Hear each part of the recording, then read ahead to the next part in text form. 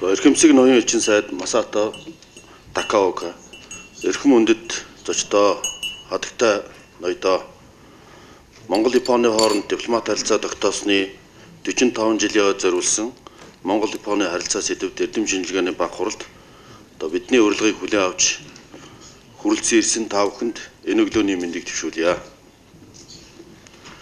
За манай хоёр улс дипломат харилцаа тогтоох тухай хамтарсан мэдээлэлд гарын үсэг зурснаас хойш 45 жилийн хугацаанд Монгол-Японы харилцаа хэлбэрлэлтгүй урагшлан агуулгаар улам баяжин өргөжин дэлж хөгжиж байна. Одоогийн бус нутгийн үлгэр жишээ болох хэмжээнд ч манай энэ хоёр орны харилцаа өргөжин дэлж хөгжиж байна гэж хэлж болно.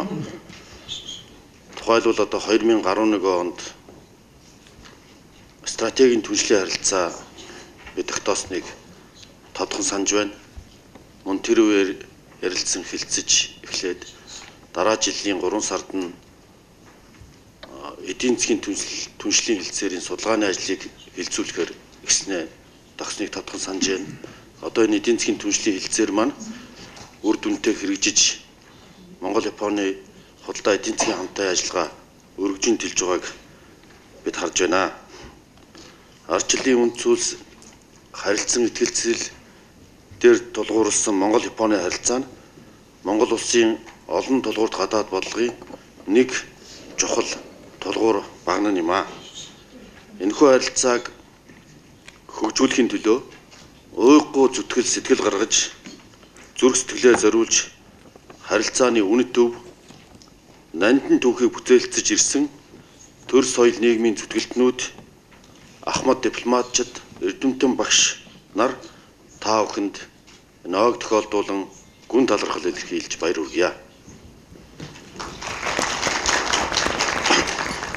Монгол улсын засгийн газраас Монгол-Японы дипломат харилцааны 45 жилийн ойд чухал ач холбогдолч зохион байгуулах хороог томилжин ажилуулж он жил манай хуульд тогтоох дээд байгууллагын удирдлага харилцан айлчилж хоёр улсын харилцаа хамтын ажиллагааны чиглэл бүрт дөрвтэй ахиц өөрчлөлт гарч соёл урлаг олон нийтийн өргөн хүрээтэй олон арга хэмжээ амжилттай зохион байгуулагдсныг энд онцлон тэмдэглэж дуртахтаа таатай байна. Монгол улсад ардчлалыг бэхжүүлэх, зах зээлийн эдийн засгийн тогтолцоог бүрдүүлэх, орчин үеийн хөгжлийн суурийг тавихад Японы улсын засгийн газар Японы ард түмний дэмжлэг тусалцаа чухал үүрэг гүйцэтгэж ирсэн.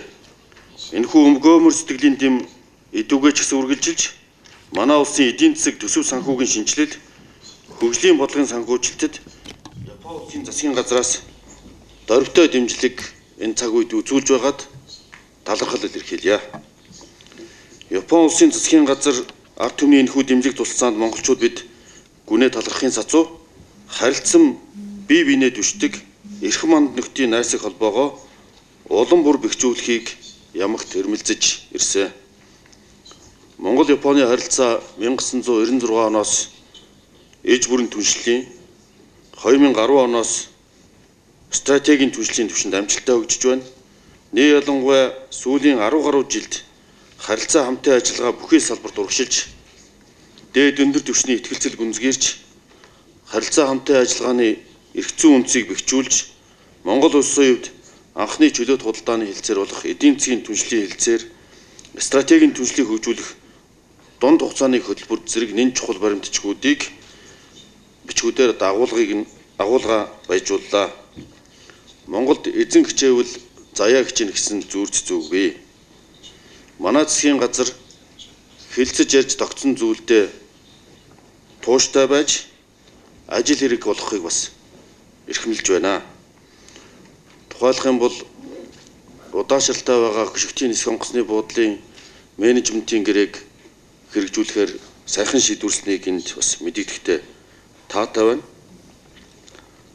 Монгол улс бие даасан хөгжлөө улам баттгаж Монгол-Японы харилцааг хоёр улсын хөгжил цэцэглэлт төдийгүй бүс нутгийн инх тайван хөгжил цэцэглэлтийн төлөө улам бүр бэхжүүлэхийн төлөө ажиллах болно.